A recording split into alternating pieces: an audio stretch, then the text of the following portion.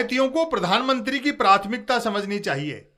वह यहाँ घरों से वोटर पहले निकाले कि वहां बंकरों से विद्यार्थी। सिंहासन ही नहीं बचे तो राजा के लिए दुनिया किस काम की। बजाया, हाँ, डमरू दूसरी बार बजाया। पहली बार तो नोटबंदी करके इकोनॉमी का बजा चुके हैं। नरेंद्र मोदी की यही तो खूबी है कि संकट की घड़ियों में भी कमर्शियल ब्रेक से नहीं चूकते। महामारी से बचे तो बमबारी शुरू हो गई। दुनिया आग की लपटों में घिरी है। आग बुझाने वाली बाल्टियां रेत के रंग की बारूद से लबालब हैं और दमकलों में पानी की जगह पेट्रोल भरा है। यूक्रेन ने विश्व गुरु से मदद मांगी। यूक्रेन बेचारा कहां जानता है कि जिससे टॉर्च मांगी जा रही है वह तो खुद मोमबत्ती ढूंढ रहा है।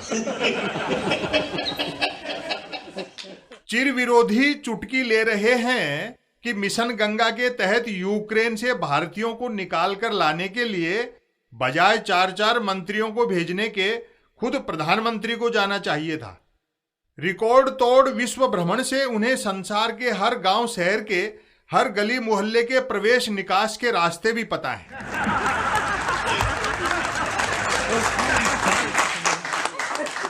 ध्यान के लिए गुफा के इस्तेमाल का अनुभव बंकरों से नागरिक निकालने के काम आता। विपक्ष को शिकायत है कि भारतीय विद्यार्थी यूक्रेनी बंकरों में जीवन मरण से उलझे हैं और भारतीय प्रधानमंत्री 5 राज्यों के चुनाव प्रचार में व्यस्त हैं। शिकायतियों को प्रधानमंत्री की प्राथमिकता समझनी चाहिए। वह यहाँ घरों से वोटर पहले निकाले कि वहां बंकरों से विद्यार्थी। सिंहासन ही नहीं बचे तो राजा के लिए दुनिया किस काम की। यूपी विधानसभा चुनाव के मद्देनजर प्रधानमंत्री 3 दिन तक काशी में डटे रहे। न सिर्फ रैली जुलूस रोड शो किए बल्कि दूसरी बार डमरू भी बजाया। दूसरी बार डमरू बजाया, हाँ, डमरू दूसरी बार बजाया। पहली बार तो नोटबंदी करके इकोनॉमी का बजा चुके हैं।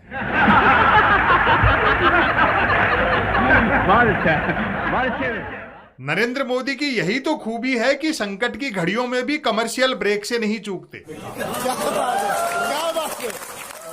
4 मंत्रियों की जगह अकेले प्रधानमंत्री मिशन गंगा में लग जाते तो काशी में डमरू कौन बजाता, और यदि 4 मंत्री बजाते तो क्या डमरू वैसा बजता जैसा प्रधानमंत्री ने बजाया।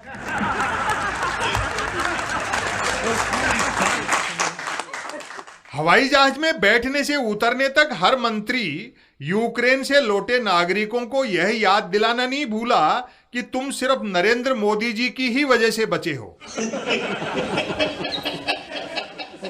गहराई से सोचा जाए तो बचाव अभियान भी हेर फेर के साथ विद्यार्थियों को पीएम के फोटो छपे थैले में 5 किलो अनाज और 1 किलो नमक बांटना जैसा ही रहा। संपूर्ण घटनाक्रम में 2 दृश्य रोचक रहे। पहला, यूक्रेन से लौटे नागरिकों का भाजपाई नेताओं ने गुलाब के फूल भेंट कर स्वागत किया। कमल के फूल वालों ने आगंतुकों को वह फूल भेंट किया जो नेहरू शेरवानी में टांगते थे। दूसरा, ग्वालियर महाराजा ज्योतिरादित्य सिंधिया तक को अपने काम का श्रेय नरेंद्र मोदी को देना पड़ा। लाख कोसों नेहरू को, लेकिन नेहरू प्रदत्त लोकतंत्र ही की खूबसूरती है कि एक महाराजा को एक चाय वाले के आदेश मानने पड़ रहे हैं।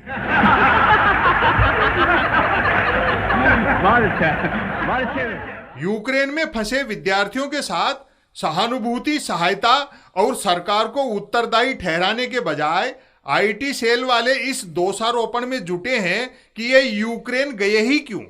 वाह, क्या कुतर्क है। मेरे ख्याल से संकट के समय मोदी सरकार से मदद मांगने पर भारतीय नागरिकों को यह सुनने के लिए भी तैयार रहना चाहिए कि आप जन्मे ही क्यों।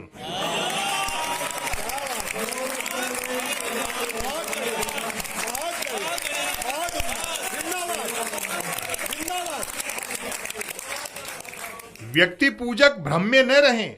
समय सबका इतिहास लिखेगा, वह पुतिन का रसिया हो या हिंदुस्तानी रंग रसिया।